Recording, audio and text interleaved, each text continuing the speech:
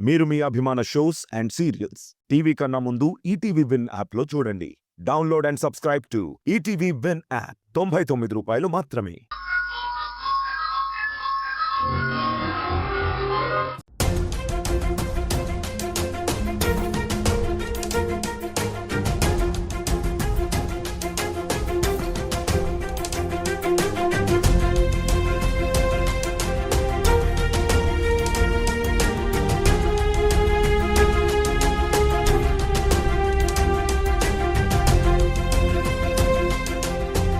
సింధు, ఇంకా ఎందుకా కన్నీళ్ళు?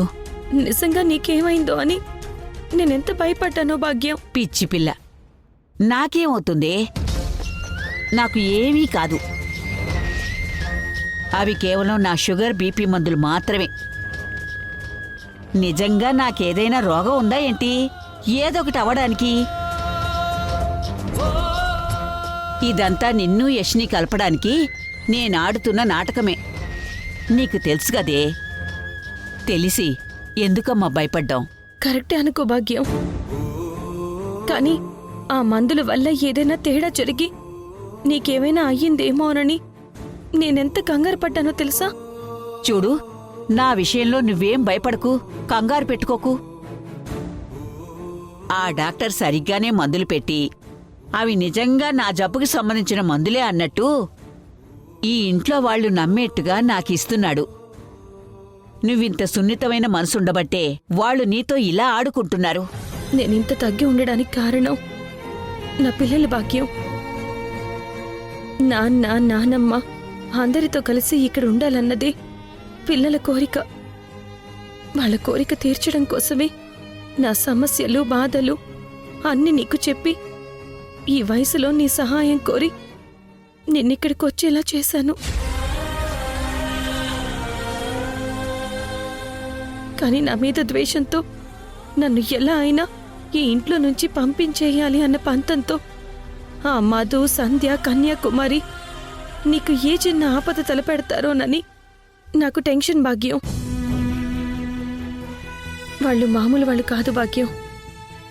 నువ్వు మా ఇద్దరిని ఒకటి చేయడానికి ఆరోగ్యం బాగోలేదని నాటకవాడి ఇక్కడికొచ్చావు అని వాళ్ళకి తెలిస్తే వాళ్ళు ఎంత నీచానికైనా దిగజారుతారు. వాళ్ల బొంద. వాళ్ళు నన్నేం చేస్తారు? అయినా నా మనవరాలి కాపురం సరిదిద్దడం కంటే నాకు నా ప్రాణం ముఖ్యం కాదే. అసలు ఇన్నాళ్ళు నీ పరిస్థితిలా ఉందని నాకెప్పుడో చెప్పుండాల్సింది. నువ్వలా నాకు చెప్పకపోవడమే నువ్వు చేసిన పెద్ద తప్పు. ముందే చెప్పుంటే యష్కు బుద్ధి చెప్పి నీ కాపురాన్నెప్పుడో దారిలో పెట్టేదాన్ని. మీ అత్త దమయంతి ఒక అహంకారి. ఏది మంచో ఏది చెడో అనేది అది ఎప్పటికీ తెలుసుకోలేదు. వాళ్ళమ్మలాగే ఆ యష్ కూడా తయారయ్యాడు. అసలు మనం ఈ నాటకాలన్నీ ఎందుకాడాలి? చెప్పు, ఎందుకాడాలి? నన్ను పూర్తిగా స్వేచ్ఛగా వదిలే. వీళ్ళందరి తోలు ఒలిచి ఈ ఇంట్లో నీకు అన్యాయం జరగకుండా అన్నీ సరిచేసి వెళ్తాను. ఒక్క అవకాశం ఇచ్చి చూడవే, దుమ్ము దులిపేస్తాను. లేదు భాగ్యం, ఇప్పుడు నాకు కావాల్సింది న్యాయం కాదు. నా పిల్లలకి ఏ గొడవలు లేని ఒక మంచి కుటుంబం కావాలి. ఎవరు మంచి ఎవరు చెడు అనేది కాదు. నేను నా పిల్లలు మళ్ళీ ఈ ఇల్లు వదిలి వెళ్లే పరిస్థితి రాకూడదు. అలా జరగాలంటే మా అత్తయ్యతో సహా అందరూ నిజానిజాలు తెలుసుకుని మనస్ఫూర్తిగా ఈ ఇంట్లో అందరూ నన్ను, నా పిల్లల్ని అంగీకరించాలి. ఇలా మనం నాటకం ఆడితేనే అలా జరుగుతుంది భాగ్యం. సరే సింధు, నీ ఇష్టమే. నువ్వు ఎలా చెప్తే అలాగే చేస్తాను. సరేనా? సరే భాగ్యం, నువ్వు జాగ్రత్తగా ఉండు. నేను పిల్లల్ని స్కూల్లో డ్రాప్ చేసి వస్తాను. నువ్వు రెస్ట్ తీసుకో. అలాగేనమ్మా.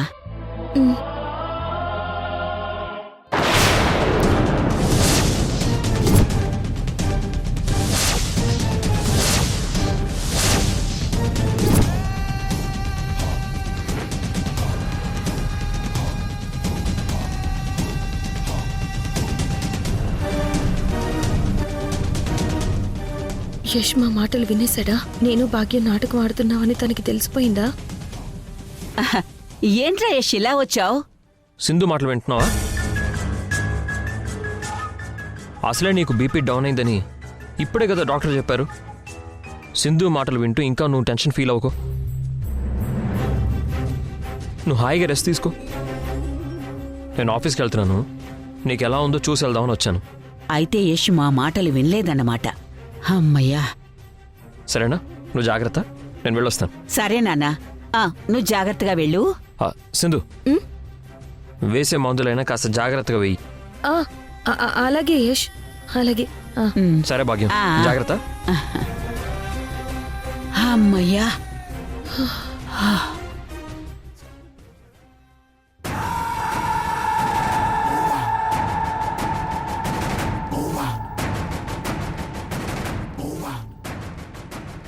ఎట్ట జరిగినది? ఆ బామ్మకేం కాకపోవడమేంది? చిన్నమ్మా, ఆ డాక్టర్ చెప్పింది నువ్వు సరిగ్గానే విన్నావా? నేను కరెక్ట్గానే విన్నాను. మందులు మార్చినా ప్రాణం నిలబడినాదంటే నిజంగానే ఆ బామ్మ గట్టి పిండంలో ఉండాది. ఛా, మనకంతా బ్యాడ్ టైమే నడుస్తోండదక్క. సింధు ఇంటికొచ్చిన దగ్గర నుంచి మనం అనుకున్నది ఏది జరగటం లేదు. మనమేదో లాజిక్ మిస్ అవుతున్నాం అనిపిస్తోంది చెల్లి. లాజిక్కా? అవును. మనం ఇంత పక్కాగా ప్లాన్ చేసినా అసలు ఆ బామ్మకేం జరగకపోవడం ఏంటి? నిజంగానే బామ్మకి హెల్త్ బాగోలేదా? లేదంటే సింధుని ఈ ఇంటికి తీసుకురావటానికి ఏదైనా నాటకం ఆడుతుందా? ఆ డౌట్ నీకెందుకు వచ్చిందమ్మీ? చిన్నమ్మా, చెల్లి, ఒక్కసారి సింధు ఈ ఇంటికొచ్చిన దగ్గర నుంచి జరిగినవన్నీ గుర్తు చేసుకోండి, మీకే అర్థమవుతుంది. బామ్మ చేసే ప్రతి పని సింధు కోసమే అన్నట్టుగా అనిపిస్తోంది. ప్రతి విషయంలో సింధుకి ఫేవర్గా, మనకి ఎగెనిస్ట్గా మాట్లాడుతోంది.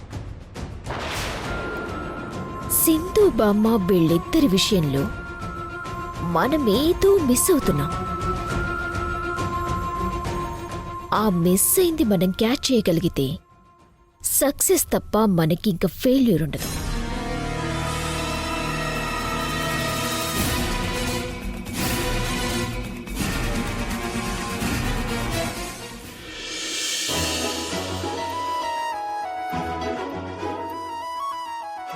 రిషి శశి, ఏంటి ఆటలు?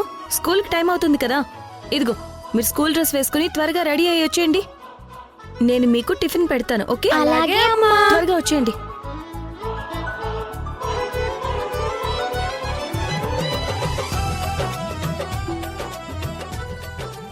అమ్మా, అమ్మా, త్వరగా ఆకలవుతుంది.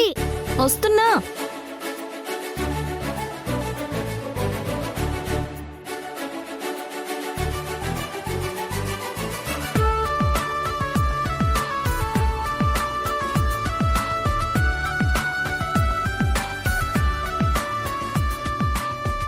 పిల్లలు బాయ్. బాయ్ నాన్న.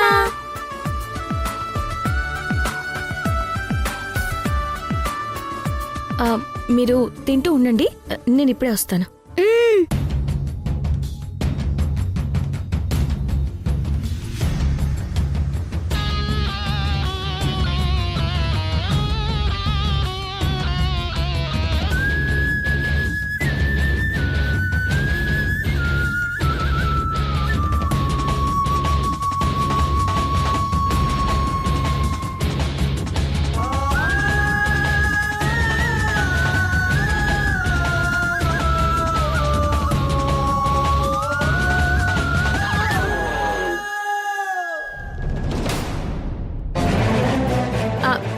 యష్, ఒక్క నిమిషం.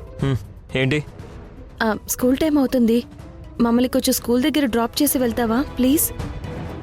ఏంటి డ్రాప్ చేసేది? టైం చూసా ఎంత అవుతుందో? నేను ఆఫీస్కి వెళ్ళొద్దా? నాకు లేట్ అవుతుంది. 5 నిమిషాలు లేట్ అయితే ఏమవుతుంది యష్? ప్లీజ్ యష్. స్టాఫ్ ముందు నా పరువు పోతుంది. నేను కంపెనీకి బాస్ని. నేనే లేట్గా ఆఫీస్కి వెళ్తే నా స్టాఫ్ ఇంకా పంక్చువాలిటీ ఎలా మెయింటైన్ చేస్తారు? నేను క్రాస్ సెక్షన్లో ఉంటేనే వాళ్ళు నన్ను ఫాలో అవుతారు. నీకైతే సునంద మేడం ఫుల్గా పర్మిషన్ ఇచ్చేశారు కదా. నువ్వు ఆఫీస్కి లేట్గా వచ్చినా, అసలు రాకపోయినా, ఇంట్లో నుంచే వర్క్ ఫ్రమ్ హోమ్ చేసినా మేడం ఏమీ అనరు. నేను నీలా ఒకరి దగ్గర పనిచేసే ఎంప్లాయీని కాదు కదా, బాస్ని. టైంకి వెళ్ళి తీరాలి. పైగా ఇవాళ ఫారెన్ డెలిగేట్స్తో మీటింగ్ కూడా ఉంది. ఓకే యష్, పిల్లల్ని డ్రాప్ చేయనంటావు అంతేగా? అంతే. సరే, ఈ విషయం భాగ్యంకి చెప్పాలి కదా. అలాగే సరే. భాగ్యం, ఏయ్, ఏయ్, సింధు, భాగ్యం ఏంటి? భాగ్యం, సింధు సింధు భాగ్యం, భాగ్యం, ఒకసారి ఇట్రా. ఏయ్, సింధు, భాగ్యం. Sindhu, shoe, shoe, shoe. ఏంటి సింధు, నీకు దండం పెడతాను. ఆగవే. ఏంటి నువ్వు ప్రతి చిన్నదానికి మా బామ్మను పిలిచి నన్ను ఇలా బెదర కొడతావు ఎందుకు? ఇంకో కారు ఉంది కదా, నువ్వే డ్రైవ్ చేసుకుంటూ వెళ్ళి పిల్లల్ని స్కూల్ దగ్గర డ్రాప్ చేయొచ్చు కదా. Shoe, shoe. ప్లీజ్ సింధు, అర్థం చేసుకో సింధు. నాకు ఆఫీస్కి లేట్ అవుతుంది, ఇంపార్టెంట్ మీటింగ్ ఉంది సింధు. సింధు సింధు ప్లీజ్ సింధు, బామ్మతో చెప్పొద్దే. ఓకేలే, వెళ్ళు. థ్యాంక్స్.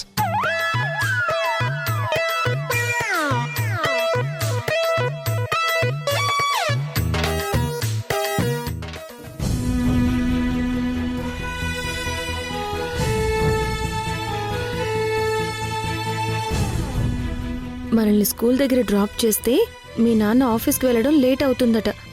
మనం వేరే కారులో వెళ్దాంలే, సరేనా? అలాగే అమ్మా. సరే, మీరు త్వరగా కార్ ఇవ్వండి, నేను లంచ్ బాక్స్ తీసుకొస్తాను. అలాగే.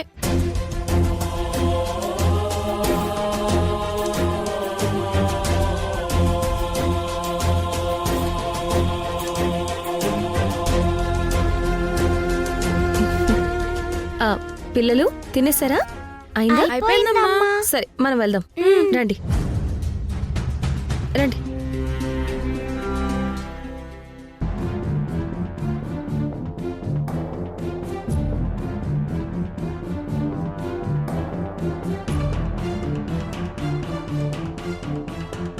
ఏమైంది దీనికి?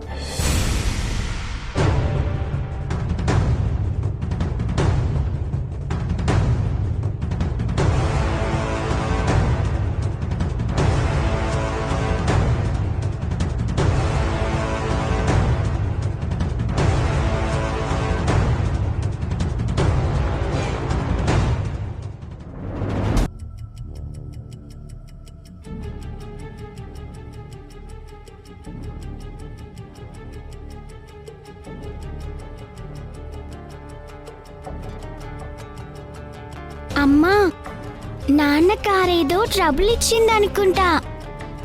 నాన్నకి మనం లిఫ్ట్ ఇద్దామా అమ్మా? పాపం నాన్న ఆఫీస్కి లేట్ అవుతుందమ్మా. చెప్పమ్మా, మనం లిఫ్ట్ ఇద్దామా? మనకి లిఫ్ట్ ఇవ్వనన్నారు కదా మీ నాన్న. ఇప్పుడు ఛాన్స్ దొరికింది, చెప్తాను. సరే, వెళ్ళి మీ నాన్నని ఎదురు పిలవండి. బ్యాగులు తీసేసి దిగండి.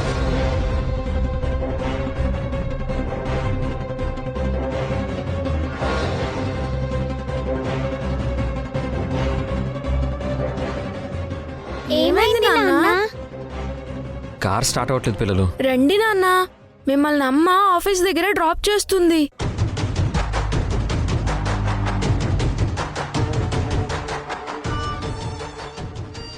ఏం అవసరం లేదులే రిషి, నేను క్యాబ్ బుక్ చేసుకుని వెళ్తాను, మీరు వెళ్ళండి.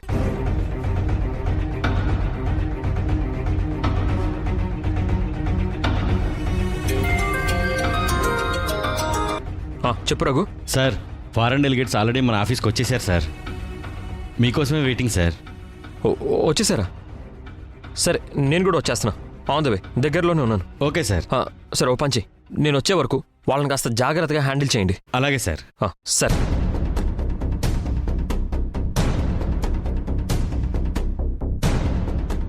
చా, క్యాబ్ కూడా సమయానికి బుక్ అవ్వట్లేదు. టైం చూసుకొని అన్నీ నాతో ఆడుకుంటున్నాయి. క్యాబ్ ఎందుకు నాన్న? అమ్మ కారు ఉంది కదా, రండి వెళ్దాం. అవును నాన్న, మళ్ళీ మీకు ఆఫీస్కి లేట్ అవుతుంది. రండి నాన్న, అందరం కలిసి వెళ్దాం. రండి నాన్న, రండి నాన్న.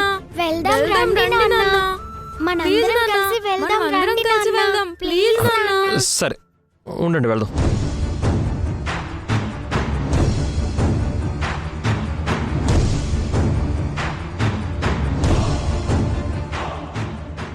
పదండి.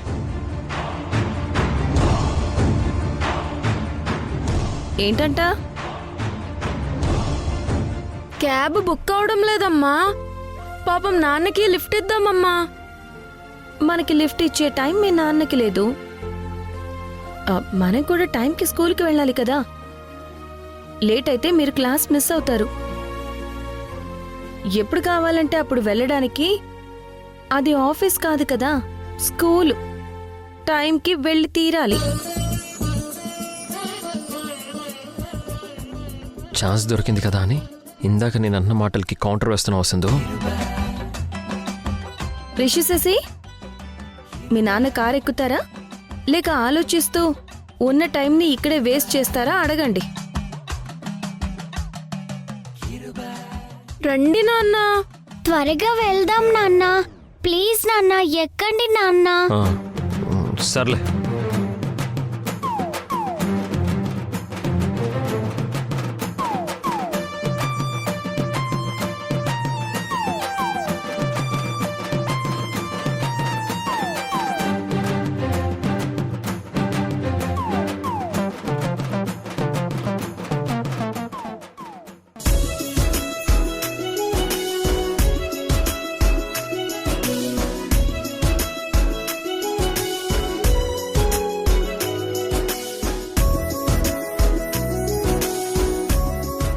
రిషి శశి, మీకు కథ చెప్పనా?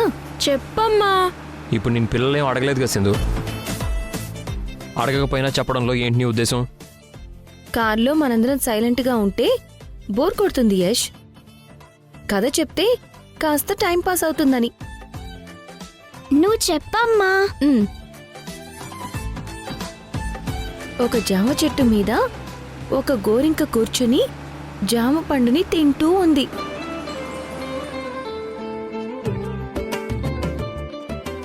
ఇంతలో చిలకొచ్చి, గోరింకా గోరింకా, నాకో చిన్న హెల్ప్ చేస్తావా అంటే, ఏంటి గోరింకా అని అడిగింది.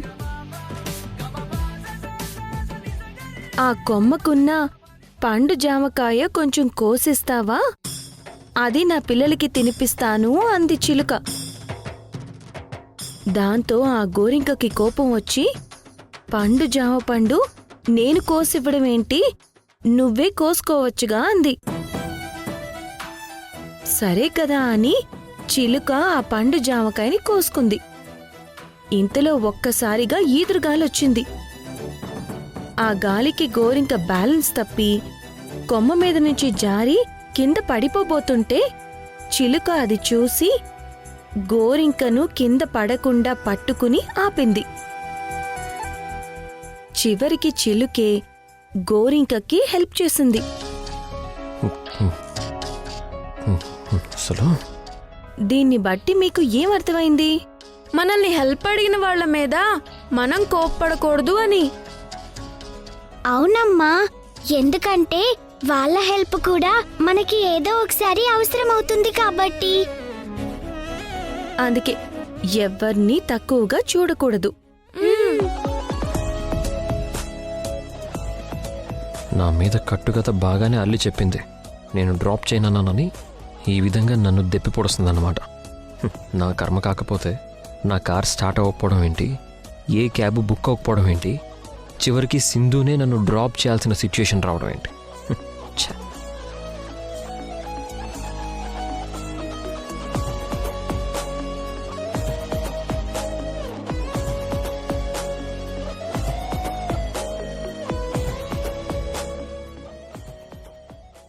అమ్మా నాన్న మాకు నిజం చెప్పండి, ఇంకా మీ మధ్య గొడవలున్నాయి కదా? మా ముందు మీరిద్దరూ కలిసున్నట్టుగా నటిస్తున్నారు కదా?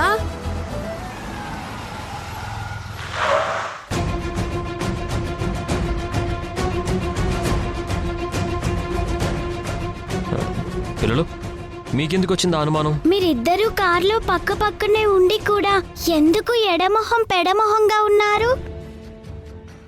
ఎందుకు ఒకరినొకరు అలా కోపంగా చూసుకుంటున్నారు? కోపమా? మాకా? అదేం లేదు రిషి, నేను మీ నాన్న బాగానే ఉన్నాం. ఏం యష్? ఆహా, అవునవును, మా మధ్య ఏం గొడవలు లేవు, మేము హ్యాపీగానే ఉన్నాం.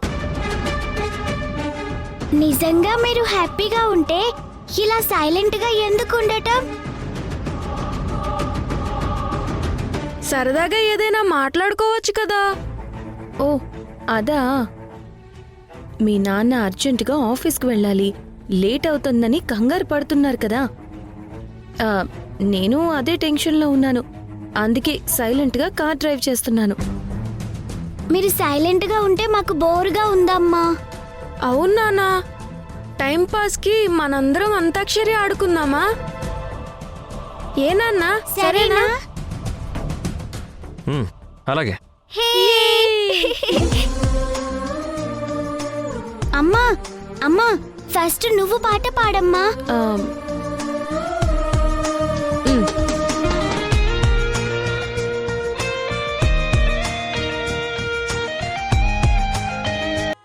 బాబు, ఓ 2 ప్లేట్స్ పానీపూరి ఇవ్వు. మాతో పాటు నువ్వు కూడా తినొచ్చు కదా. మీ నాన్నకి పానీపూరి తినడం చేత కాదు. ఏ నాన్న, నీకు పానీపూరి తినటం కూడా రాదా? ఎందుకు రాదు, నేను బాగానే తింటాను. మా నాన్నకి కూడా ఒక ప్లేట్ ఇవ్వండి.